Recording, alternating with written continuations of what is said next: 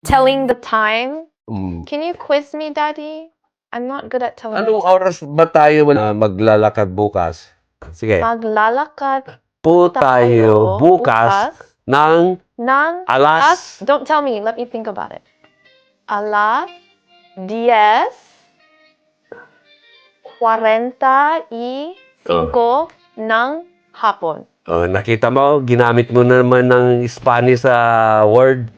Wait, Diba? ng hapon. Ng umaga. Kaya nga, ang ibig ko sabihin, ginagamit pa rin nating mga Tagalog speaker na ng Spanish word. Daddy, in the Philippines, is it weird if you say it in Tagalog? Or is it... Oo, Wait.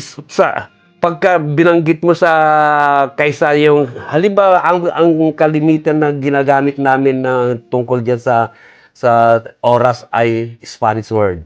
Pero pagka nagsalita ka pag gusto mong ituwid yung alisin yung Spanish word at talagang gagamitin mo ang Tagalog, napakahirap.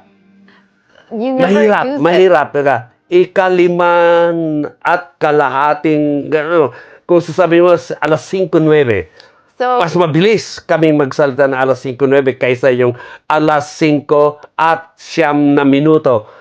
Sige, nakita mo? it's weird. Hindi kaya lang mahirap na sabihin pa. But how often do you hear Mas it? maganda pa sa amin na bigkasin ng No, but Daddy, I'm asking, like, how often do you ever hear them saying it in Filipino? Or never? Ang alin sa Tagalog, bibihira lang. Sa libro lang mo makikita dahil naisusulat nila. Pero kung sa practical na nag-uusap tayo, hindi ko sasabihin, mahirapan ako magbanggit ng ikalabing sa mahirap. Samantalang sa Spanish, ang clock alas 5:30. Oh, yun, alas 5:30, andun na yung gusto kong sabihin. What do you think is more common, Daddy? Do you hear more frequently them saying it in English or Spanish? Spanish. So Spanish and then English and then Tagalog. Uh-huh. Oh. Oh, sa atin talagang hindi ang mga Pilipino hindi gumagamit ng English. 5 before, di ba?